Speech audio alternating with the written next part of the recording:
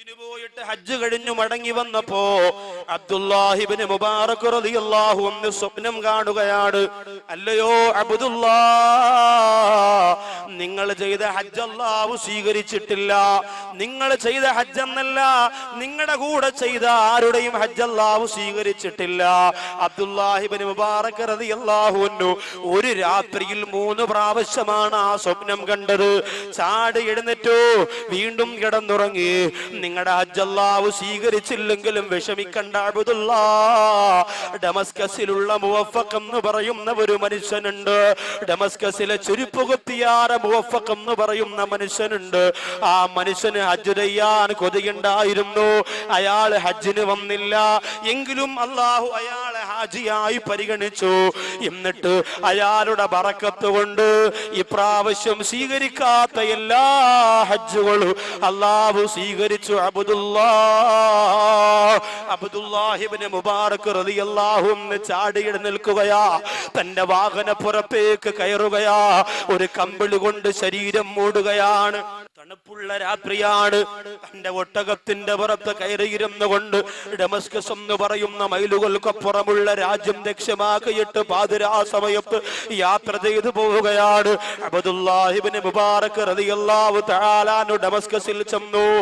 ഐന മുവഫഖ്, ഐന മുവഫഖ്, ഐന മുവഫഖ്, എവിടെ മുവഫഖ്, എവിടെ മുവഫഖ്, എവിടെ എന്ന് ആ ഡമസ്കസിന്റെ പരിസരങ്ങളിൽ മുഴുവനും എന്ന് വിളിച്ചു ചോദിച്ചു. അവസാനം ഒരാൾ പറഞ്ഞു, അബ്ദുല്ലാ, ഈ ഡമസ്കസിൽ ഒരു മുവഫഖിനെ ഞങ്ങൾക്കറിയുള്ളൂ. ആ മുവഫഖിനെ നിങ്ങൾ അന്വേഷിക്കേണ്ട കാര്യമില്ലല്ലോ. അബ്ദുല്ലാഹി ഇബ്നു മുബാറക് റളിയല്ലാഹു അൻഹു ചോദിച്ചു, എന്തേ കാരണം? അവര് പറയുന്നു, അബ്ദുല്ലാ, ആ മുവഫഖ് ഒരു ചെരുപ്പ് കുത്തിയാണ്. അബ്ദുല്ലാ, ഡമസ്കസിന്റെ കമ്പോളത്തിന്റെ മൂലക്കിരുന്നു കൊണ്ട്, ചെറിയ ഒരു ഓലപ്പുരക്കകത്തിരുന്നു കൊണ്ട് സമ്പന്ന വർഗത്തിന്റെ വില കൂടിയ ചെരുപ്പ് പൊട്ടിപ്പോകുമ്പോ ആ ചെരുപ്പ് തന്റെ കൈകൊണ്ട് തച്ചു കൊടുക്കുന്ന, തുന്നിക്കൊടുക്കുന്ന ജോലിയാണ് അബ്ദുല്ലാ. അബ്ദുല്ലാഹി ഇബ്നു മുബാറക് റളിയല്ലാഹു അൻഹു പറഞ്ഞു, മതി, എനിക്കാ മുവഫഖിനെ മതി, എനിക്കാ മുവഫഖിനെ കണ്ടാ മതി. അങ്ങനെ അബ്ദുല്ലാഹി ഇബ്നു മുബാറക് റളിയല്ലാഹു അൻഹു ആ മുവഫഖിനെ കാണാൻ വേണ്ടി ചെന്നു. അസ്സലാമു അലൈക്കും എന്ന് പറഞ്ഞപ്പോ സലാം മടക്കിയിട്ട് മുവഫഖ് പുറത്തേക്ക് ഇറങ്ങി വന്നു. മുഷിഞ്ഞ വസ്ത്രമാണ് മുവഫഖ് ധരിച്ചിരുന്നത്. ചെരുപ്പ് കുത്തിയാരി മുവഫഖ് ജോലി ചെയ്യുകയാണ്. അബ്ദുല്ലാഹി ഇബ്നു മുബാറക്കിനെ കണ്ടപ്പോ മുവഫഖ് ചോദിച്ചു, എന്തേ നിങ്ങൾ എവിടുന്നാ വരുന്നത്, എന്താ വന്നത്? അബ്ദുല്ലാഹി ഇബ്നു മുബാറക് റളിയല്ലാഹു അൻഹു ചോദിച്ചു, മുവഫഖേ, നിനക്ക് ഹജ്ജിന് പോകാൻ ആഗ്രഹമുണ്ടായിരുന്നോ? മക്കയും മദീനയും കാണാൻ നിനക്ക് കൊതിയുണ്ടായിരുന്നോ? ആ സമയത്ത് മുവഫഖ് അങ്ങോട്ട് കരയാൻ തുടങ്ങി. അബ്ദുല്ലാ, എന്ന മക്കയുടെയും മദീനയുടെയും കാര്യം വീണ്ടും നിങ്ങൾ ഓർമ്മിപ്പിക്കല്ലേ, എന്തേ കാരണമെന്ന് ചോദിക്കുമ്പോ മുവഫഖ് പറയുന്നു, അബ്ദുല്ലാ, ഒരു ദിവസം ഞാൻ ചെരുപ്പ് കുത്തുമ്പോ കിട്ടുന്ന നാണയത്തൊട്ടുണ്ടല്ലോ, ആ നാണയത്തൊട്ടെന്റെ വീടിന്റെ ചിലവിന് പോലും തികയാറില്ല. പിന്നെ എങ്ങനാണ് എന്റെ ഹബീബിന്റെ റൗള കാണാൻ ഞാൻ പോകുന്നത്? എന്റെ ഈ തഴവാ കുറ്റിപ്പുറത്ത് വന്ന പ്രിയപ്പെട്ട സഹോദരങ്ങളെ, ലക്ഷക്കണക്കിന് രൂപ ഹണിമൂൺ ട്രിപ്പിന് വേണ്ടി ചെലവഴിക്കുന്നവരെ, വീഗാലാൻഡും ഗോവയും ഊട്ടിയും കൊടൈക്കനാലും എല്ലാം കറങ്ങി വരുമ്പോ ലക്ഷക്കണക്കിന് രൂപ ദൂർത്തടിക്കുന്ന സഹോദരങ്ങളെ, റസൂലുള്ളാഹിയുടെ മദീന കാണണ്ടേ, മസ്ജിദുൻ നബവിയിൽ പോകണ്ടേ, പൊന്നാര നബി തങ്ങളുടെ റൗളാ ശരീഫിന്റെ അകത്തേക്ക് നോക്കിയിട്ട് അസ്സലാമു അലൈക യാ റസൂലല്ലാഹ് എന്ന് പറയണ്ടേ മുസ്ലിമേ? ഇതാ ചെരുപ്പ് കുത്തിയാറ പാവപ്പെട്ടവനാട്. മുവഫഖ് പറയുന്നു, അബ്ദുല്ലാ, എനിക്കങ്ങനെ ആഗ്രഹിക്കാനല്ലേ പറ്റുള്ളൂ. എന്റെ കയ്യിൽ പണമില്ലല്ലോ, എന്നാലും ഞാൻ തോറ്റു കൊടുക്കാൻ തീരുമാനിച്ചില്ല. ഓരോരുത്തരും വന്ന് മദീനത്ത് പോകുന്ന കാര്യം പറയുമ്പോ എനിക്ക് കരച്ചിലാണ്. ഒരുപാട്. അവരോടൊക്കെ ദുആ ചെയ്യാൻ പറഞ്ഞു വിടലാണ് എന്റെ പതിവ്. പക്ഷേ അബ്ദുല്ലാ, അങ്ങനെ ഓരോ ദിവസവും എനിക്ക് കിട്ടുന്ന നാണയത്തൊട്ട് ഒരു ചെറിയ ടിന്നിനകത്ത് ഞാൻ ഇട്ട് ശേഖരിച്ചു വെച്ചു അബ്ദുല്ലാ. ആ ടിന്നിന്റെ പുറത്ത് അസ്സലാത്തു വസ്സലാമു അലൈക യാ റസൂലല്ലാഹ്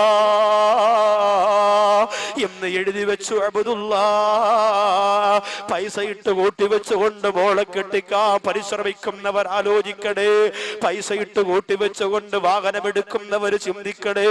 അതുപോലെ ഒരു ആഗ്രഹമാണ് പൈസ ഇട്ട് കൂട്ടി വെച്ചുകൊണ്ട് റസൂലുള്ളാഹിയുടെ റൗള കാണാ. മുവഫഖ് എന്ന് പറയുന്ന ഈ സാധുവാര സഹോദരൻ ചെയ്തുകൊണ്ടിരിക്കുന്നത്. അബ്ദുല്ലാഹ് ഇബ്നു മുബാറക് റളിയല്ലാഹു അൻഹുവിനോട് പറയുന്നു, അബ്ദുല്ലാ, അങ്ങനെ ഒരു ദിവസം 3 നാണയത്തൊട്ട് കിട്ടിയാൽ 2 നാണയത്തൊട്ട് ഞാൻ കൊണ്ടുവന്ന് ഈ പെട്ടിയിലേക്ക് ഇടുകയാണ്.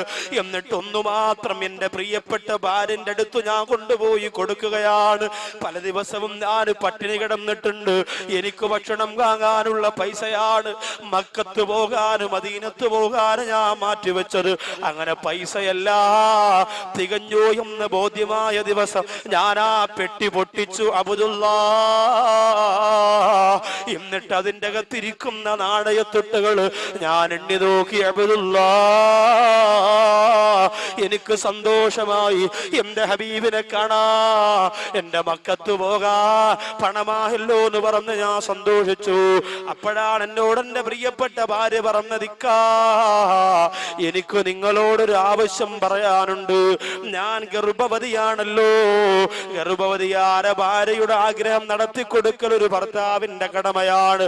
എന്ത് ഭക്ഷണം ചോദിച്ചാലും കൊണ്ടു കൊടുക്കണ്ടേ? തഴവയുടെ പരിസരത്തുള്ള ഭാര്യമാര് ഗർഭവതികളാകുമ്പോ നിങ്ങൾ എന്ത് ചോദിച്ചാലും കൊണ്ടുതരാ. നിന്റെ ഭർത്താക്കന്മാർക്ക് കഴിവുണ്ടെങ്കിൽ മുവഫഖിന്റെ ഭാര്യക്ക് അത് ചോദിക്കാൻ പറ്റോ? ഭർത്താവിന് കഴിവില്ലല്ലോ, പണമില്ലല്ലോ, സ്വത്തില്ലല്ലോ. മുവഫഖിനോട് വന്നു പറയാണ് കരഞ്ഞുകൊണ്ട്.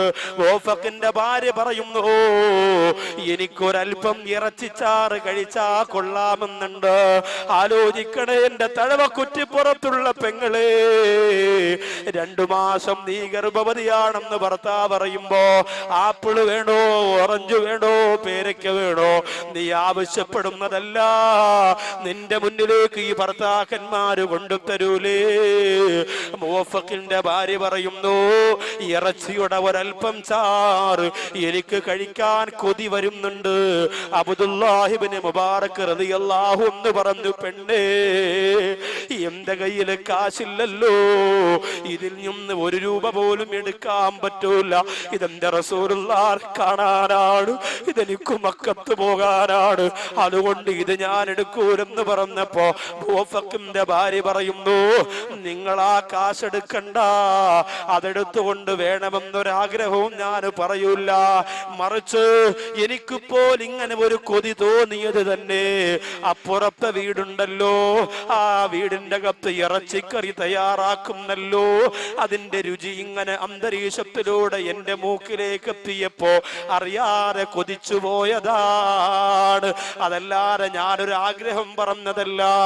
അവിടെ നിന്ന് ഇറച്ചിച്ചാറിന്റെ ഇറച്ചിയുടെ ഗന്ധം ഇങ്ങനെ വന്നപ്പോൾ എന്റെ മനസ്സിലൊരു കൊതി തോന്നിയതാണ്. അതുകൊണ്ട് ഇതാ ഒരു ചെറിയ പാത്രം ഞാൻ തരാ, നിങ്ങൾ പോയിട്ട് അവിടുത്തെ ഇത്തയോട്, എന്റെ ഭാര്യ ഗർഭവതിയാണ്, ആ ഗർഭവതിക്കൊരൽപ്പം ഇറച്ചിച്ചാറ് തരണമെന്ന് പറഞ്ഞാൽ തരുമെന്ന് പറഞ്ഞപ്പോ സന്തോഷത്തോടെ കണ്ണുനീര് തുടച്ച് മുവഫഖ് ഇറങ്ങി ഓടുകയാണ്. റസൂലുള്ളാഹിയുടെ പൈസ എടുക്കേണ്ടി വന്നില്ലല്ലോ, മക്കത്ത് പോകാനുള്ള കാശെടുക്കേണ്ടി വന്നില്ലല്ലോ. അങ്ങനെ മുവഫഖ പാത്രവും കൊണ്ട് അയൽ വീട്ടിലേക്ക് ചെല്ലുമ്പോ അയൽ വീട്ടിലെ സഹോദരി പറയുന്നു, മുവഫഖേ, ഈ ഇറച്ചി നിങ്ങൾ കഴിക്കണ്ട, പ്രത്യേകിച്ച് ഗർഭവതിയായ നിങ്ങളുടെ ഭാര്യ ഇത് കഴിക്കാൻ പാടില്ല. മുവഫഖ് ചോദിച്ചു, എന്തേ സഹോദരി നിങ്ങൾ അങ്ങനെ പറയുന്നു? ഒരു അത്യാവശ്യ ഘട്ടം വരുമ്പോഴല്ലേ സഹായിക്കാനുള്ളത്. ആ സമയത്താണ് മുവഫഖിനോട് ആ പെണ്ണ് പറയുന്നത്, മുവഫഖേ, എന്റെ ഭർത്താവ് മരിച്ചുപോയത് നിങ്ങൾക്കറിയുമല്ലോ. എന്റെ ഭർത്താവ് മരിക്കുമ്പോ 2 മക്കളെ എനിക്ക് തന്നിട്ടാണ് പോയത്. വാപ്പ വാപ്പയില്ലാതെ ആ മക്കള് കരയാത്ത ദിവസമില്ല, വാപ്പയില്ലാതെ ആ മക്കള് സങ്കടപ്പെടാത്ത ദിവസമില്ല. വാപ്പയുണ്ടായിരുന്നെങ്കിൽ അവർക്കെല്ലാം കഴിക്കാമായിരുന്നു. വാപ്പ മരിച്ചത് കൊണ്ട് വാപ്പ തന്നിട്ട് പോടെ സ്വത്ത് മുഴുവനും തീർന്നു പോയി. ഇന്നവര് പട്ടിണിയാണ്. മുവഫഖേ, ഞാൻ എവിടെ വന്ന് കൈനീട്ടാനാണ്?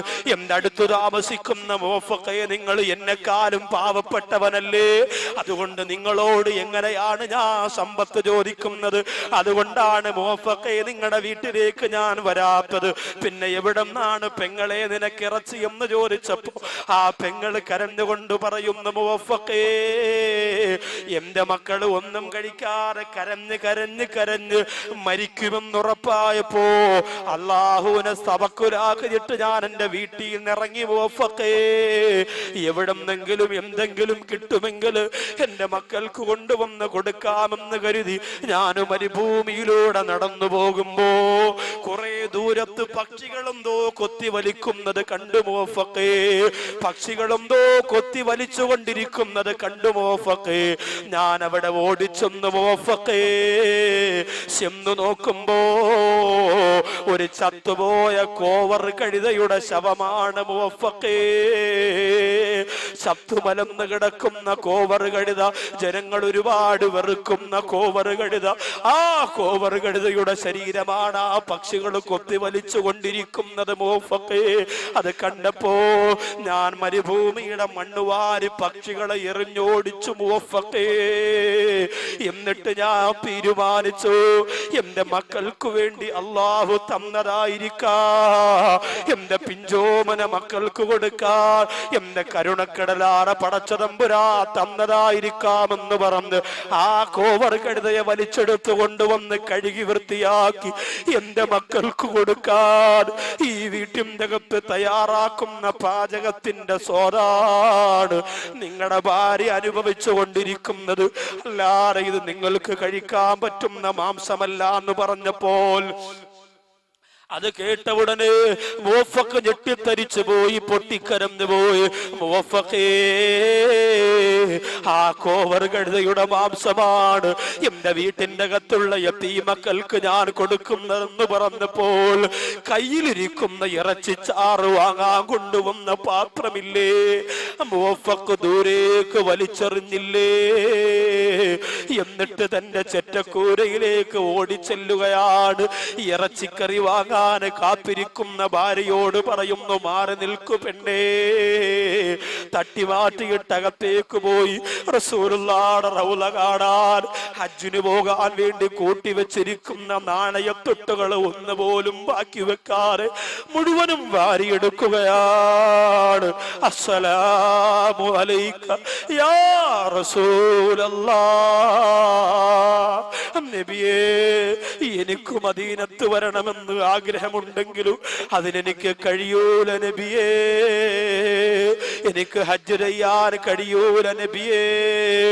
എന്റെ വീടിന്റെ അടുത്ത് അനാഥ മക്കൾ ഇത്രത്തോളം പട്ടിണി കിടന്നുകൊണ്ട് ചത്തുപോരെ കോവർ കഴുതയുടെ മാംസം കഴിക്കുമ്പോ എനിക്കെന്തു മദീന, എനിക്കെന്തു മക്ക എന്ന് പറഞ്ഞ പണം മുഴുവനും കൊണ്ടുവന്ന് യതീമക്കളെ വാരി പുണർന്നുകൊണ്ട് ചുംബനം കൊടുത്തിട്ട് പറയുന്ന, മക്കളെ, ഇനി മുവഫഖ് നിങ്ങൾക്കുള്ളതാണ് മക്കളെ. അറിഞ്ഞിരുന്നില്ല, ഞാൻ അറിഞ്ഞിരുന്നില്ല എന്ന് പറഞ്ഞുകൊണ്ട് ആ നാണയത്തൊട്ടുകൾ മുഴുവനും അനാഥ മക്കൾക്ക് സ്വതക്ക കൊടുത്തിട്ട് കണ്ണീരോടെ തിരിച്ചിറങ്ങി വന്നു എന്ന് മുവഫഖ് അബ്ദുല്ലാഹി ഇബ്നു മുബാറക് റളിയല്ലാഹു അൻഹുവിനോട് പറയുമ്പോ അബ്ദുല്ലാഹി ഇബ്നു മുബാറക് രണ്ട് കൈയും വിരിച്ച് മുവഫഖിനെ വാരി പുണരുകയാണ്. എന്നിട്ട് പറയുന്നു, മുവഫഖേ, നീ ഹജ്ജിന് പോയില്ലെങ്കിൽ എന്താ, അള്ളാഹു നിന്നെ ഹാജിയായി പരിഗണിച്ചിരിക്കുന്നു. മുവഫഖേ, സ്വീകരിക്കപ്പെടാത്ത ഹജ്ജുകൾ പോലും അള്ളാഹു സ്വീകരിച്ചിരിക്കുന്നു മുവഫഖേ എന്ന് അബ്ദുല്ലാഹി ഇബ്നു മുബാറക് റളിയല്ലാഹു അൻഹു പറഞ്ഞു കൊടുക്കുമ്പോ എന്റെ മുമ്പിലിരിക്കുന്ന സഹോദരങ്ങള്, എന്റെ മുമ്പിലിരിക്കുന്ന സഹോദരിമാര്, പാവപ്പെട്ടവരെ സഹായിക്കുന്നത് അള്ളാഹുവിന് വലിയ ഇഷ്ടമാണ്. അനാഥ മക്കളെ സഹായിക്കുന്നത് സൃഷ്ടാവിന് വലിയ ഇഷ്ടമാണ്. എന്നും അതിനാണ് അള്ളാഹു സ്ഥാനം കൊടുത്തിട്ടുള്ളത്. അറഅയ്തല്ലദീ യുകദ്ദിബു ബിദ്ദീൻ. ദീനിനെ വ്യാജമാക്കിയവർ, ദീനിനെ കളവാക്കിയവർ ആരെന്ന് നിങ്ങൾക്കറിയോ നബിയേ? ഫദാലികല്ലദീ യദ്ഉൽ യതീം.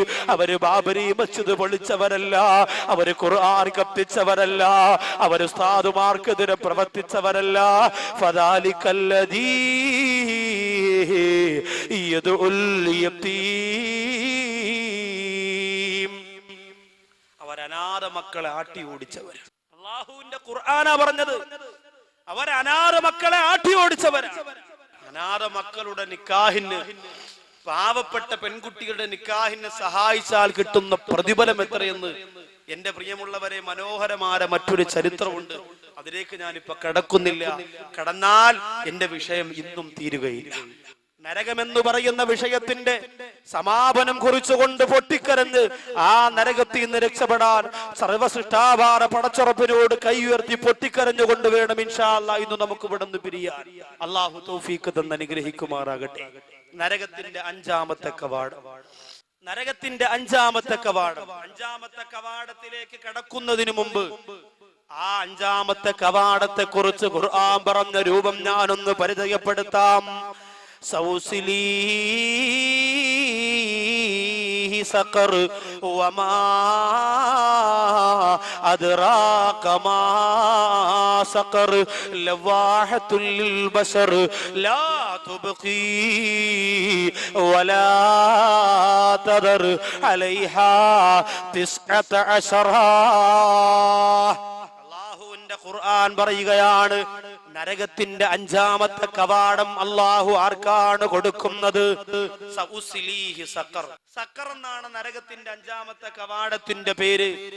ആ സഖർ എന്ന് പറയുന്ന കവാടത്തിന്റെ രൂപമാണ് അള്ളാഹു പിന്നെ വിശദീകരിക്കുന്നത്. വമാ അദ്റാക മാ സഖർ.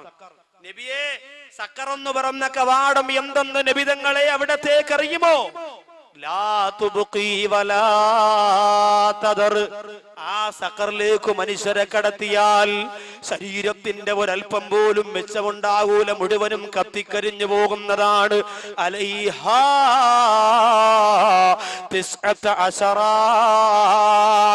19 മലക്കുകളെ ആ സഖർ എന്ന് പറയുന്ന കവാടം നോക്കാൻ വേണ്ടി മാത്രം അള്ളാഹു പടച്ചിരിക്കുകയാണ്.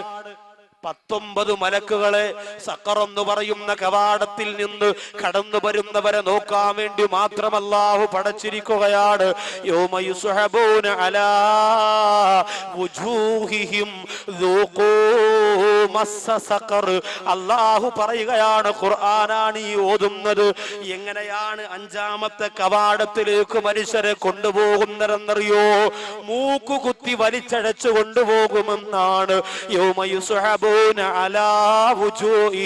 മൂക്ക് നിലത്ത് തട്ടുന്ന രീതിയിൽ വലിച്ചഴച്ചു കൊണ്ടുപോകുന്നവരാണ്. എന്നിട്ട് സഖർ എന്ന് പറയുന്ന നരകത്തിന്റെ കവാടത്തിൽ എറിഞ്ഞിട്ട് മലക്കുകൾ പറയുമത്രേ, നീ അനുഭവിച്ചു കൊള്ളുക, നീ ആസ്വദിച്ചു കൊള്ളുക എന്ന് പറഞ്ഞ് വലിച്ചെറിഞ്ഞു കൊടുക്കൂ. ആ സമയത്ത് സ്വർഗത്തിൽ കിടക്കുന്നവർ ചോദിക്കുകയാണ്, മാ സലകക്കും ഫീ സഖർ. അല്ലയോ സഖറിനകത്ത് കടന്നുപോയവരെ, നിങ്ങൾ എന്തേ സഖറിലായി പോയി? ബാക്കിയുള്ള നരകത്തിന്റെ കവാടത്തിലൊന്നും കടക്കാതെ എന്തേ ഈ കവാടത്തിന്റെ അകത്ത് നിങ്ങളായി പോയെന്ന് ചോദിക്കുമ്പോൾ അവര് പറയുന്ന കാരണങ്ങളാണ് സഖറിലേക്ക് അവരെ കൊണ്ടുപോയത്. ആ കാരണം എനിക്കും നിങ്ങൾക്കും ഉണ്ടായാൽ നമ്മളും സഖറിലാണ്. അല്ലാഹു കാത്തുരക്ഷിക്കട്ടെ. ഈ സഖർ എന്ന് പറയുന്ന നരകത്തിൽ കിടക്കുന്ന നരകാവകാശികള് കാരണങ്ങൾ പറയുകയാണ്. എന്തേ കാരണമെന്നറിയോ? ആ കാരണം ഞാൻ നിങ്ങളോട് പറയുമ്പോ എന്റെ തഴവ കുറ്റിപ്പുറത്ത് വാത് കേൾക്കാവുന്ന സഹോദരങ്ങള്, ഈ കാരണങ്ങൾ എന്റെയോ നിങ്ങളുടെയോ ജീവിതത്തിൽ വന്നു പോയാ നമ്മളും ആ സഖറിലാണേ. അഞ്ചാമത്തെ കവാടമാറ സഖറിലാണ്. അല്ലാഹു കാത്തിരക്ഷിക്കട്ടെ. ഒന്നാമത്തെ കാരണം അവര് പറയുകയാണ്, കാലൂ ഇത് ഖുർആനാ ഖുർആനായത്തുകളാണ്. അവരോട് ചോദിക്കുന്നതും അവർ മറുപടി കൊടുക്കുന്നതുമല്ല അള്ളാന്റെ ഖുർആനാണ് ഈ പറയുന്നത്. ഖാലൂ, സഖറിനകത്ത് കിടക്കുന്നവര് പറയുന്നു, ഒന്നാമത്തെ കാരണം എന്തെന്നറിയോ? ഈ സഖറിന്റെ അകത്ത് ഞങ്ങളായി പോകാനുള്ള ഒന്നാമത്തെ കാരണം എന്തെന്നറിയോ? ലം നകു മിനൽ മുസല്ലീ, ഞങ്ങൾക്ക് നിസ്കാരമില്ലായിരുന്നു. വാക്കവിയുടെ വാദെന്ന് പറയുമ്പോ ബൈക്കിലൂടെ ഒരു ബൈക്കിൽ 4-5 പേര് കയറിയിരുന്ന് വാത് കേൾക്കാൻ ഞങ്ങൾ പോകുമായിരുന്നു. പക്ഷേ ഞങ്ങൾക്ക് നിസ്കാരമില്ല. നബിദിനമെന്ന് പറയുമ്പോ ഞരമ്പിന്റെ ഒരു ഭാഗം പോലും ബാക്കിയില്ലാതെ റിബൺ കെട്ടിയിട്ട് നബിദിനാഘോഷത്തിന് ഞങ്ങൾ ഇറങ്ങും. പക്ഷേ ഞങ്ങൾക്ക് നിസ്കാരമില്ല. ഞങ്ങൾ അല്ലാഹുവിന്റെ പള്ളിയുടെ പരിപാലനക്കാരാണ്, പള്ളിയിലെ വലിയ നേതൃത്വം വഹിക്കുന്നവരാണ്. വെള്ളിയാഴ്ച വന്ന് ബക്കറ്റ് എണ്ണലല്ലാതെ ലം നകു മിനൽ മുസല്ലീ, ഞങ്ങൾക്ക് നിസ്കാരമില്ല. സഹോദരിമാരെ, എന്താ പറയുന്നതെന്നറിയോ? ഞങ്ങൾ വാത് കേൾക്കാൻ പോയിട്ടുണ്ടായിരുന്നു മനുഷ്യരെ. നൗഷാദ് വാക്കവി മുവഫക്കിന്റെ ചരിത്രം പറഞ്ഞപ്പോ തലയിൽ കിടന്ന ഷാളുകൊണ്ട് കണ്ണീര് തുടച്ച പെങ്ങളെ, ഈ കണ്ണീര് കൊണ്ട് അർത്ഥമില്ലാതാകുന്നത് എപ്പോഴെന്നറിയോ? ലം നകു മിനൽ മുസല്ലീ, നിങ്ങൾ നിസ്കരിച്ചില്ലെങ്കിലാണ്. നിസ്കാരമില്ലെങ്കിൽ പിന്നെ ഈ കണ്ണീരിന്റെ പേര് കള്ളക്കണ്ണീരെന്നാണ്. നിസ്കാരമില്ലെങ്കിൽ സകലതും പോയി. ഒന്നാമത്തെ കാര്യം അതല്ലേ? അതുകൊണ്ട് ഈ രാത്രി തന്നെ തീരുമാനിച്ചോ, അള്ളാഹുവിനെ ഭയപ്പെട്ടുകൊണ്ട് നിസ്കരിക്കുന്നവരായി ഞാനും നിങ്ങളും മാറണം. അതിന് അള്ളാഹു തൗഫീഖ് തരട്ടെ. വെറുതെ നിസ്കരിച്ചാ പോരാ, ഭയത്തോടെ ഈമാനോടെ തഖ്വയോടെ ചെയ്യണം. ഇല്ലെങ്കിൽ ഇതിനൊന്നും അള്ളാന്റെ മുമ്പിൽ കൂലി കിട്ടൂല. വളരെ ഗൗരവത്തോടെ ചെയ്യേണ്ട കാര്യമാണ്. ഇന്ന് നിസ്കാരം ഒരു ഫാഷനാണ്. നിസ്കാരം ഒരു ഫാഷൻ. കുറെ ആൾക്കാർ ഇങ്ങനെ നിൽക്കും, പള്ളിയിലെ ജമാഅത്ത് കഴിയുമ്പോഴേ തുടങ്ങുള്ളൂ. പള്ളിയിലെ ജമാഅത്ത് നിസ്കാരം കഴിയുമ്പോൾ പുറകിൽ നിസ്കരിക്കൊണ്ടിരിക്കണോ എല്ലാവരും നോക്കോ, അല്ലോ ജിബ്രീലോ ഒരു കർച്ചിപ്പ് കിടന്നു, അല്ലാഹു അക്ബർ. കാരണം മനഃപൂർവ്വം താമസിച്ചു വന്നതാ. നേരത്തെ വുളു കൊടുത്ത് കയറാമായിരുന്നു, പൈപ്പിന്റെ മുട്ടിരുന്ന് പല്ലും കുത്തി കാര്യം പറഞ്ഞുകൊണ്ടിരുന്നു. മനഃപൂർവ്വം താമസിച്ചു വന്നതാ.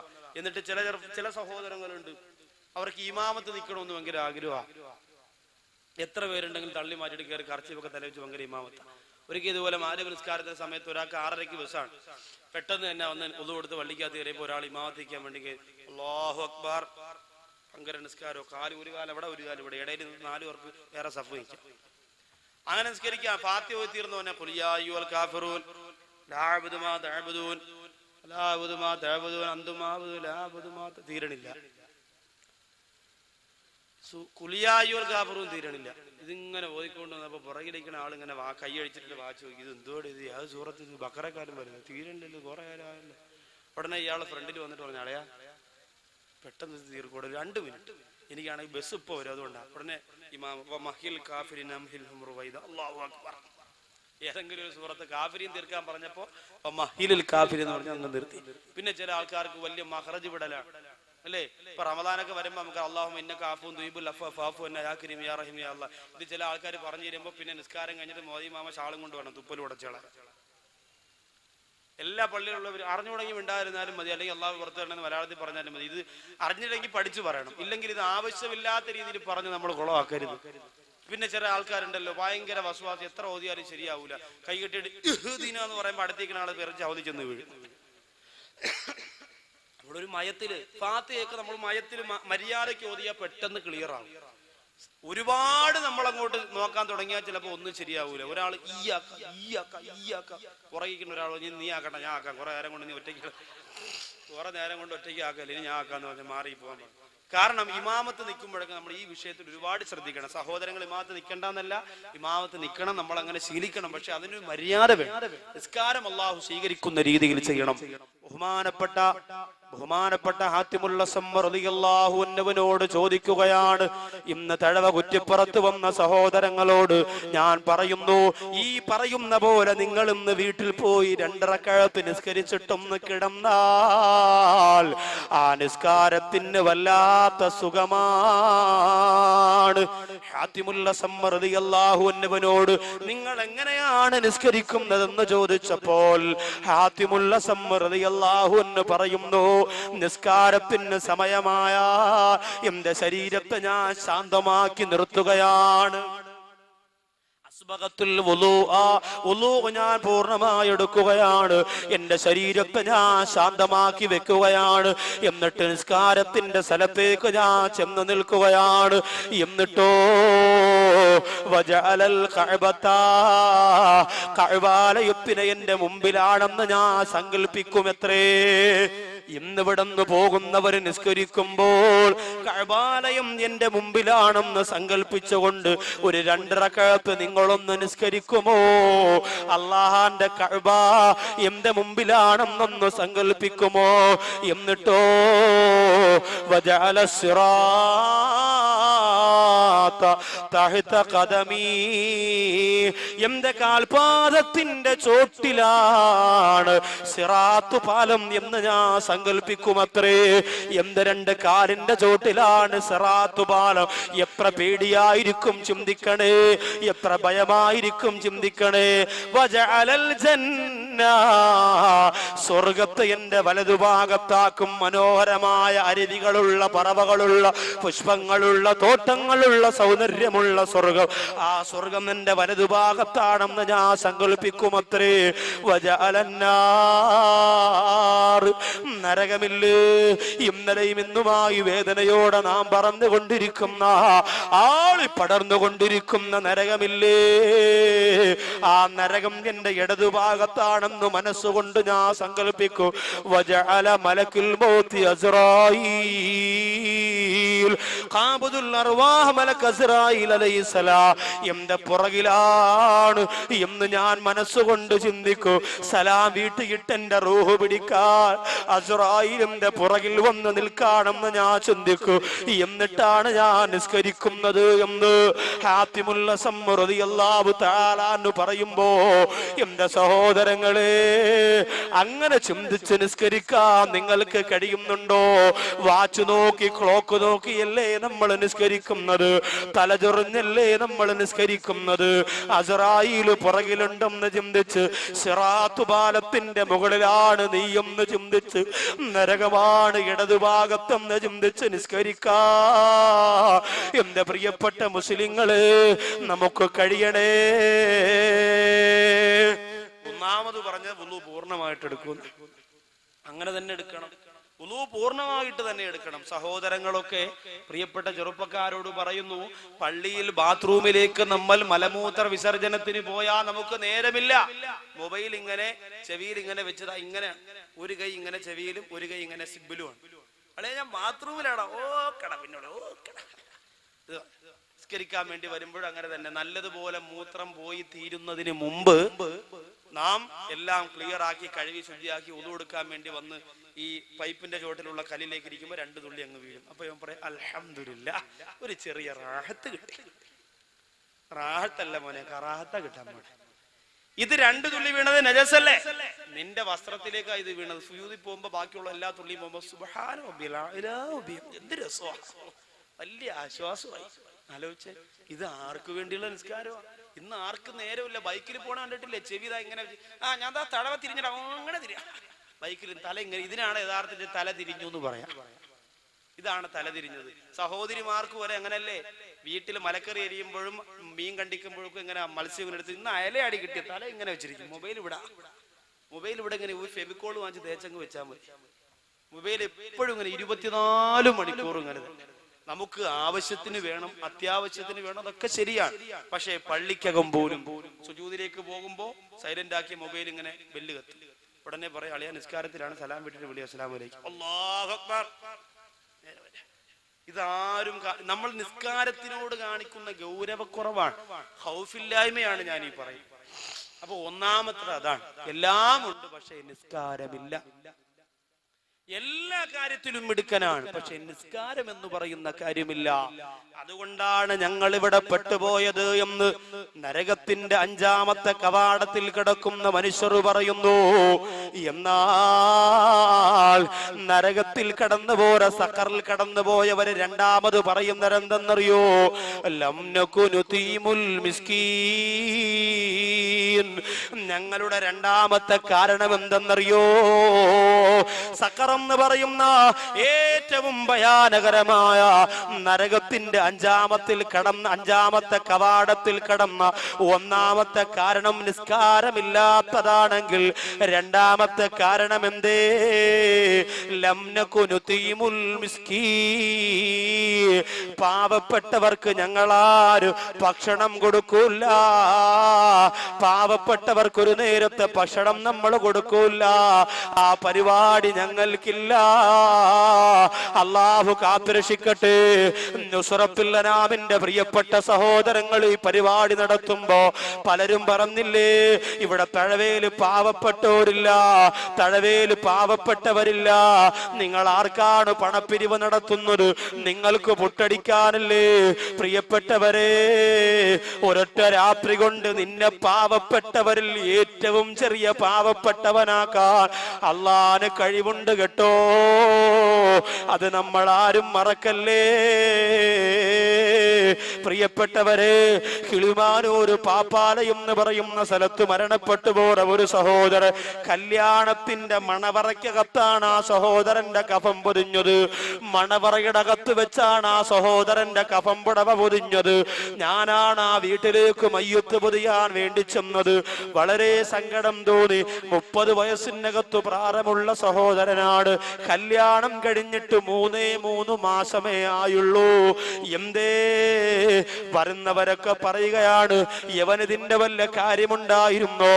ഞാൻ ചോദിച്ചു, ഉപ്പാ, ഈ സഹോദരൻ മനഃപൂർവ്വം മരിച്ചതല്ലല്ലോ, അള്ളാന്റെ തീരുമാനമായപ്പോ മരണപ്പെട്ടു പോയതല്ലേ. ആ സമയത്താണ് അവര് പറയുന്നത്, ഉസ്താദേ, ഇവന് മാരകമായ രോഗമായിരുന്നു, 3 വർഷത്തിൽ കൂടുതൽ ജീവിച്ചിരിക്കൂലാന്ന് 2 വർഷത്തിന് മുമ്പ് RCCയിലെ, തിരുവനന്തപുരം RCCയില് വിദഗ്ധനായ ഡോക്ടർ സർട്ടിഫിക്കറ്റ് കൊടുത്ത രോഗത്തിനുടമയായിരുന്നു യവൻ. പിന്നെന്തിനാണ് പെണ്ണ് കെട്ടാൻ പോയത്? പിന്നെന്തിനാണ് നിക്കാഹിന് പോയത്?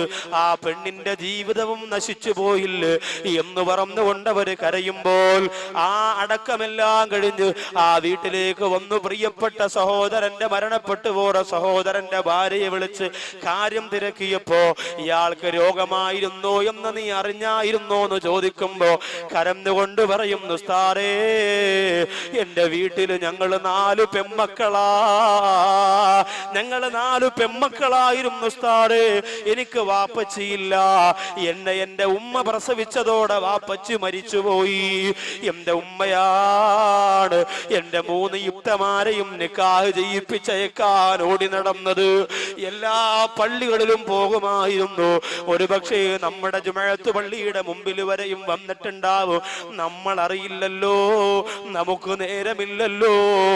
ജുമാ നിസ്കാരം കഴിഞ്ഞ സലാം വീട്ടിയിട്ട് ദുനിയാവിന്റെ കാര്യത്തിനിറങ്ങി ഓടുമ്പോ കർച്ചീപ്പും പിരിച്ചു മുമ്പിലിരിക്കുന്നവരെ ശ്രദ്ധിക്കാൻ പലപ്പോഴും നമുക്ക് സമയം കിട്ടാറില്ലല്ലോ.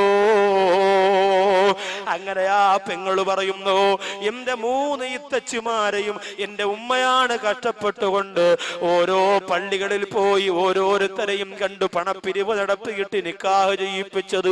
അങ്ങനെ എന്റെ ഉമ്മ ഒരുപാട് കഷ്ടപ്പെട്ട് ജീവിച്ചവരാണ്. നമ്മളൊക്കെ രാത്രി കിടക്കുമ്പോ ഉമ്മ അടുത്തു വന്നിരുന്നു പലപ്പോഴും കരയാറുണ്ട്. അവസാനം എന്റെ നിക്കാഹിന്റെ സമയമായപ്പോ, ഉസ്താദേ, എന്റെ ഉമ്മിച്ചാന്റെ കാല് മുറിച്ചു. ഷുഗർ ബാധിച്ചുകൊണ്ട് എന്റെ ഉമ്മാന്റെ കാല് മുറിച്ചു. മറ്റേ കാലും സുഖമില്ലാത്തത് കൊണ്ട് ഇനി വടിവിണ്ട് പോലും നടക്കാൻ പാടില്ല എന്ന് ഡോക്ടർ പറഞ്ഞു. അങ്ങനെ എന്റെ ഉമ്മ ഒറ്റപ്പെട്ടുകൊണ്ട് വീടിനകത്ത് കഴിഞ്ഞു. ഉസ്താദേ, എന്നും എന്റെ മുഖത്ത് നോക്കിയിട്ട് ഉമ്മ പറയും, നീ ഭാഗ്യം കെട്ടവളാണ് പെണ്ണേ. നിന്നെ പ്രസവിച്ചതിന്റെ അന്ന് വാപ്പ മരിച്ചില്ലേ? നിന്റെ നിക്കാഹിന് സമയമായപ്പോ എന്റെ കാല് പോയില്ലേ? ഇനി എങ്ങനെയാണ് മോളെ പുര നിറഞ്ഞു നിൽക്കുന്ന നിന്നെ പറഞ്ഞു വിടുക എന്ന് ചിന്തിച്ചുകൊണ്ട് പൊട്ടിക്കരഞ്ഞപ്പോ ഉസ്താദേ ഒരുപാട് ദിവസം ഞാൻ മനസ്സുകൊണ്ട് ആത്മഹത്യ ചെയ്യാൻ ആഗ്രഹിച്ചു പോയതാണ്. പക്ഷേ ഈമാനില്ലാതെ മരിച്ചുപോയി നരകം കിട്ടുമെന്ന് പേടിച്ചുകൊണ്ടാണ് അത് ചെയ്യാത്തത്. അവസാനം എന്നോടൊരു സുഹൃത്ത് വന്നു പറഞ്ഞു, പെണ്ണേ സ്ത്രീധനം വേണ്ട, കൈമണി വേണ്ട, അച്ചാരം വേണ്ട, ഒരു നിക്കാഹിന് ഒരുങ്ങിക്കോ. ചെറുക്കനെ കണ്ടിഷ്ടപ്പെട്ടാൽ 1 രൂപ പോലും വാങ്ങാതെ നിന്നെ കെട്ടാനൊരുക്കമാണെന്ന് പറഞ്ഞപ്പോ ഞാനത് സമ്മതിച്ചു. അന്ന് എന്നെ കാണാൻ ഈ രോഗം പിടിച്ച സഹോദരനാണ് വന്നത്. കണ്ടിഷ്ടപ്പെട്ടിട്ട് അവസാനം എന്നോട് അയാൾ പറഞ്ഞു, പെണ്ണേ ഏത് സമയത്തും മരിക്കുമെന്ന് ഡോക്ടർ പറഞ്ഞ് ചികിത്സ നിർത്തിയ ശരീരമാണ് എന്റേത്. അതുകൊണ്ട് എപ്പോഴും ഞാൻ മരിച്ചു പോകാ. 3 വർഷം വരെ ഡോക്ടർ ജീവിച്ചിരിക്കാൻ സാധ്യതയുണ്ടെന്ന് പറഞ്ഞെങ്കിൽ പ്രതീക്ഷയൊന്നുമില്ല. അതുകൊണ്ട് കുറഞ്ഞ കാലത്തിനിടയ്ക്ക് എനിക്കും നിനക്കുമാരി വിവാഹ ജീവിതത്തിൽ ഏർപ്പെടാ. ഞാൻ മരിച്ചാൽ എനിക്ക് വേണ്ടി ദുആ ചെയ്യുന്ന ഒരു ഭാര്യ, അള്ളാന്റെ അനുഗ്രഹം കൊണ്ടൊരു കുഞ്ഞിനെ തന്നാ എനിക്ക് വേണ്ടി ദ്വാരക്കുന്ന ഒരു കുഞ്ഞ്, ഇതാണ് എന്റെ ആഗ്രഹം. നിനക്ക് നിക്കാഹിന് സമ്മതമാണോ എന്ന് ചോദിച്ചപ്പോ ആ പെണ്ണു പറയും, ഉസ്താദേ എന്റെ ഉമ്മയോട് പറയാറ്, എന്റെ ഇത്തമാരോട് രോഗത്തിന്റെ കാര്യം പറയാറ്, ആരോടും പറയാറ്. അള്ളാഹു ചിലപ്പോ രോഗം മാറ്റിക്കൊടുത്തെങ്കിലോ എന്ന് പറഞ്ഞ് കണ്ണീരോടെ ദുആ ചെയ്ത് ഞാൻ ആ നിക്കാഹിന് സമ്മതം മൂളി ഉസ്താദേ. അവിടെയും അള്ളാഹു എന്നെ തോൽപ്പിച്ചു കളഞ്ഞല്ലോ. 3 വർഷം പോയിട്ട് 3 മാസം പോലും എനിക്ക് ആ പ്രിയപ്പെട്ടവന്റെ കൂടെ ജീവിതം നയിക്കാൻ കഴിഞ്ഞില്ലല്ലോ. 3 കോടി രൂപയ്ക്ക് മക്കളുടെ കല്യാണത്തിന് ഭക്ഷണം വെച്ച് വിളമ്പുന്ന പണക്കൊതിയന്മാര് പഠിച്ചോ. ആ പാവപ്പെട്ട പൊന്നുപോള കണ്ണീരുണ്ടല്ലോ, ആ കണ്ണീരിന്റെ ശാപം നമ്മുടെ തലയൊന്ന് പോകൂല പണക്കൊതിയന്മാരെ. അല്ലാഹു എന്നെയും നിങ്ങളെയും കാത്തുരക്ഷിക്കട്ടെ. ഇതിന് ഔസാദ് ബാക്കവി പറയുമ്പോ ഈ സംഘടന എതിർക്കുന്ന ചില ആൾക്കാർ പറയും, ബാക്കവിക്കത് പറയാ ഉസ്താദുമാരാണ് പണം കൊണ്ട് കല്യാണം നടത്തുന്നത്. എന്റെ പ്രിയപ്പെട്ടവരാണ്, എന്റെ മുമ്പിൽ ഇന്നലെയും ഇന്നുമായി നിറഞ്ഞിരിക്കുന്നവരോട് ഞാൻ പറയുകയാണ്, എന്റെ കുടുംബ ജീവിതം നിങ്ങൾക്ക് പരിശോധിക്കാ. വാപ്പ മരിച്ചുപോര പാവപ്പെട്ട സൗന്ദര്യമില്ലാത്ത 4-5 പെൺമക്കളെ കൊണ്ട് പൊറുതിമുട്ടിപ്പോര കുടുംബത്തിൽ നിന്ന് ഒരു പെൺകുട്ടിയാണ് നൗസാദ് ബാക്ക വിവാഹം കഴിച്ചത്. ഇതെന്തിനാണ് ഞാൻ നിങ്ങളോട് പറയുന്നതെന്നറിയോ? ഇതെന്തിനാണ് പറയുന്നതെന്നറിയോ? എന്റെ ശബ്ദം കേൾക്കാൻ ഓടിയെത്തിയ എന്റെ പ്രിയപ്പെട്ട ചുണക്കുട്ടന്മാരുടെ മനസ്സിന്റെ അകത്ത് പാവപ്പെട്ടവരോടൊരു കനിവ് തോന്നാ, സാധുക്കളോടൊരു കനിവ് തോന്നാൻ വേണ്ടിയാ പറയുന്നത്. ബാക്കിയുള്ള 2 കാര്യങ്ങൾ കൂടി പെട്ടെന്നൊന്ന് പറയാനുണ്ട്. 6ാമത്തെ കവാടം, നരകത്തിന്റെ 6ാമത്തെ കവാടത്തിന്റെ പേര് ഹാവിയ എന്നാണ്. അമ്മാമൻ ഖഫ്ഫത്ത് മവാസീനുഹു ഫഉമ്മുഹു ഹാവിയ. ഹാവിയ എന്ന നരകമാണ്. നന്മയും തിന്മയും അല്ലാഹു തൂക്കി നോക്കുമ്പോൾ തിന്മയുടെ ഭാരം കൂടുതലും നന്മയുടെ ഭാരം കുറവും ആർക്കാണോ അവർക്കാണ് ഹാവിയ എന്ന നരകം അല്ലാഹു കൊടുക്കുന്നത്. 7ാമത്തെ നരകത്തിന്റെ കവാടത്തിന്റെ പേര്. അപ്പൊ ഈ നന്മയുടെ ഭാരം കൂടാൻ നമ്മളെ കൊണ്ട് പറ്റുന്നതൊക്കെയും ചെയ്യണം. തിന്മയുടെ ഭാരം കൂടാൻ ഉള്ള കാര്യങ്ങൾ ഒഴിവാക്കിയിട്ട് തിന്മയുടെ ഭാരം കുറയ്ക്കാനുള്ള ശ്രമം നടത്തണം. അള്ളാഹുവിന്റെ പള്ളിക്കകത്തിരുന്ന് സംസാരിക്കുന്നത് തിന്മയുടെ ഭാരം കൂട്ടും. ഇന്ന് പള്ളിക്കകത്ത് വളഞ്ഞിരുന്നാണ് രാഷ്ട്രീയ ചർച്ച, പള്ളിക്കകത്ത് വളഞ്ഞിരുന്നാണ് വസ്തു കച്ചവടം. ഇനി മറ്റേ വസ്തു എന്തരാടെ, ഇതിന്റെ എന്തരാടെ, 50,000 ഇങ്ങോട്ട് താടെ, 25,000 അങ്ങോട്ട് താടെ, ഇതൊക്കെ പള്ളിക്കകത്തിരുന്ന ഇത് നാളെ അള്ളാഹുവിന്റെ പരലോകത്ത് നന്മ തിന്മ തൂക്കുമ്പോൾ തിന്മയുടെ ഭാരം ഒരുപാട് കൂടുന്നതിന് കാരണമാകും. അള്ളാഹു അനുഗ്രഹിക്കട്ടെ. അതുപോലെ തന്നെ മറ്റുള്ളവർക്ക് അർഹതപ്പെട്ട സ്വത്ത്, അനാഥ മക്കളുടേത്, മുത്തഅല്ലിമീങ്ങളുടെ പൈസ, ഉസ്താദുമാരുടെ പൈസ, ഇതൊക്കെ വെട്ടി വിലുങ്ങി വയറ് വലുതാക്കി നടക്കുമ്പോൾ വയറ് വളരുന്നതിനേക്കാൾ ഡബിൾ സ്പീഡിൽ വളരുന്നത് നമ്മുടെ തിന്മയുടെ ത്രാസായിരിക്കും. അള്ളാഹു സുബ്ഹാനഹു വ തആല കാത്തുരക്ഷിക്കട്ടെ. 7ാമത്തെ കവാടം ജഹീം. ഇലാഹി ലസ്തു ലിൽ ഫിർദൗസി അഹ്ലാ വലാ ഖുവാ അലാ നാരിൽ ജഹീമി. അബൂബക്കർ സിദ്ദീഖ് റളിയല്ലാഹു അൻഹു ഒരുപാട് പൊട്ടിക്കരഞ്ഞു പോയത് ജഹീം എന്ന നരകത്തെ ഭയന്നുകൊണ്ടാണ്. ആരാണതിൽ കടന്നു പോകുന്നത്? വല്ലദീന കഫറൂ വകദ്ദബൂ ബിആയാതിനാ ഉലൈക അസ്ഹാബുൽ ജഹീം. അവിശ്വസിക്കുന്നവരും അള്ളാഹുവിന്റെ ദൃഷ്ടാന്തങ്ങളെ വ്യാജമാക്കുന്നവരും ജഹീം എന്ന നരകത്തിന്റെ ഉടമകളാണ്. അള്ളാഹു കാത്തുരക്ഷിക്കുമാറാകട്ടെ. ദൃഷ്ടാന്തം എന്ന് പറയുന്നത് ഏറ്റവും വലിയ ദൃഷ്ടാന്തം തന്നെയാണ് മനുഷ്യർ. നമ്മുടെ കണ്ണും നമ്മുടെ കാതും നമ്മുടെ ശരീരവും ഒക്കെ ഏറ്റവും വലിയ ദൃഷ്ടാന്തമാണ്. അൽ ഹിക്മത്തു ഫീ മഖ്ലൂഖാത്തില്ല എന്ന് പറയുന്ന ഗസാലി ഇമാമിന്റെ ഒരു മഹത്താര ഗ്രന്ഥമുണ്ട്. ആ ഗ്രന്ഥം പഠിച്ചാൽ അതിനകത്ത് കണ്ണിനെ കുറിച്ച്, കാതിനെ കുറിച്ച്, ഇമയെ കുറിച്ച്, കണ്ണുനീരിനെ കുറിച്ച്, ആകാശത്തെ കുറിച്ച്, ഭൂമിയെ കുറിച്ച് ഒരുപാട് ദൃഷ്ടാന്തങ്ങള്, അള്ളാഹുവിന്റെ ദൃഷ്ടാന്തങ്ങളെ വിശദീകരിക്കുന്നുണ്ട്. അതൊക്കെ മനസ്സിലാക്കുക. നാഥൻ നമ്മെ മനസ്സിലാക്കി നമുക്ക് ജീവിച്ച് അള്ളാഹിന്റെ പൊരുത്തം വാങ്ങാൻ തൗഫീക്ക് തരുമാറാകട്ടെ. എല്ലാ സഹോദരങ്ങളും ഇരുന്നു കൊണ്ട് തന്നെ 33 സലാത്ത് ചൊല്ലുക. അത് കഴിഞ്ഞിട്ട് നമുക്ക് എഴുന്നേറ്റ് ഇൻഷാ അല്ലാഹ് ദുആ ചെയ്യാം. നാഥൻ സ്വീകരിക്കട്ടെ. സല്ലല്ലാഹു അലാ മുഹമ്മദ് സല്ലല്ലാഹു അലൈഹി വസല്ലം സല്ലല്ലാഹു അലാ മുഹമ്മദ് സല്ലല്ലാഹു അലൈഹി വസല്ലം സല്ലല്ലാഹു അലാ മുഹമ്മദ് സല്ലല്ലാഹു അലൈഹി വസല്ലം സല്ലല്ലാഹു അലാ മുഹമ്മദ് സല്ലല്ലാഹു അലൈഹി വസല്ലം സല്ലല്ലാഹു അലാ മുഹമ്മദ് സല്ലല്ലാഹു അലൈഹി വസല്ലം സല്ലല്ലാഹു അലാ മുഹമ്മദ് സല്ലല്ലാഹു അലൈഹി വസല്ലം സല്ലല്ലാഹു അലാ മുഹമ്മദ് സല്ലല്ലാഹു അലൈഹി വസല്ലം സല്ലല്ലാഹു മുഹമ്മദ് സല്ലല്ലാഹു അലൈഹി വസല്ലം. സ്വലാത്ത് ആരും ഒഴിവാക്കരുത്. ഇത്രയും പേര് ചൊല്ലുമ്പോൾ ഇതൊരു വലിയ സമ്മാനമാണ് നബിതങ്ങൾക്ക്. ഇതിന്റെ ബർക്കത്ത് കൊണ്ട് നമ്മുടെ ദുആ അല്ലാഹ് സ്വീകരിക്കണം. അതിനെല്ലാവരും ചൊല്ലും. സല്ലല്ലാഹു അലാ മുഹമ്മദ് സല്ലല്ലാഹു അലൈഹി വസല്ലം സല്ലല്ലാഹു അലാ മുഹമ്മദ് സല്ലല്ലാഹു അലൈഹി വസല്ലം സല്ലല്ലാഹു അലാ മുഹമ്മദ് സല്ലല്ലാഹു അലൈഹി വസല്ലം സല്ലല്ലാഹു അലാ മുഹമ്മദ് സല്ലല്ലാഹു അലൈഹി വസല്ലം സല്ലല്ലാഹു അലാ മുഹമ്മദ് സല്ലല്ലാഹു അലൈഹി വസല്ലം സല്ലല്ലാഹു അലാ മുഹമ്മദ് സല്ലല്ലാഹു അലൈഹി വസല്ലം അലൈഹി വസല്ലം സല്ലല്ലാഹു അലാ മുഹമ്മദ് സല്ലല്ലാഹു അലൈഹി വസല്ലം. സഹോദരിമാരെ ഭാഗത്ത് 1-2 പേര് ചെല്ലണം. നിർബന്ധമൊന്നുമില്ല. താല്പര്യമുള്ളവരുണ്ടെങ്കിൽ നബിതങ്ങളുടെ ഈ സലാത്തിനെ സാക്ഷി നിർത്തിയിട്ട് ഉസ്താദേ ഇത് ആ വിവാഹിതയാകാൻ പോകുന്ന പെൺകുട്ടിക്കുള്ളതാന്ന് പറഞ്ഞ് മാറ്റിവെക്കാനുണ്ടെങ്കിൽ കൊടുത്തേക്ക്. നിർബന്ധമില്ല. സന്മനസ്സോടുകൂടി താല്പര്യത്തോടുണ്ടെങ്കിൽ മാത്രം. ഇല്ലെങ്കിൽ വിഷമമൊന്നുമില്ല. അവസാനം ചോദിച്ചു എന്ന് മാത്രമേ ഉള്ളൂ. സല്ലല്ലാഹു അലാ മുഹമ്മദ് സല്ലല്ലാഹു അലൈഹി വസല്ലം സല്ലല്ലാഹു അലാ മുഹമ്മദ് സല്ലല്ലാഹു അലൈഹി വസല്ലം സല്ലല്ലാഹു അലാ മുഹമ്മദ് സല്ലല്ലാഹു അലൈഹി വസല്ലം സല്ലല്ലാഹു അലാ മുഹമ്മദ് സല്ലല്ലാഹു സല്ലല്ലാഹു അലാ മുഹമ്മദ് സല്ലല്ലാഹു അലൈഹി വസല്ലം സല്ലല്ലാഹു അലാ മുഹമ്മദ് സല്ലല്ലാഹു അലൈഹി വസല്ലം സല്ലല്ലാഹു അലാ മുഹമ്മദ് സല്ലല്ലാഹു അലൈഹി വസല്ലം സല്ലല്ലാഹു അലാ മുഹമ്മദ് സല്ലല്ലാഹു അലൈഹി വസല്ലം. എല്ലാവരും എഴുന്നേറ്റ് നിൽക്കുക സഹോദരങ്ങളൊക്കെ. സല്ലല്ലാഹു അലാ മുഹമ്മദ് സല്ലല്ലാഹു അലൈഹി വസല്ലം സല്ലല്ലാഹു അലാ മുഹമ്മദ് സല്ലല്ലാഹു അലൈഹി വസല്ലം സല്ലല്ലാഹു അലാ മുഹമ്മദ് സല്ലല്ലാഹു അലൈഹി വസല്ലം. സലാത്തു വസ്സലാമു അലൈക യാ റസൂലല്ലാഹ്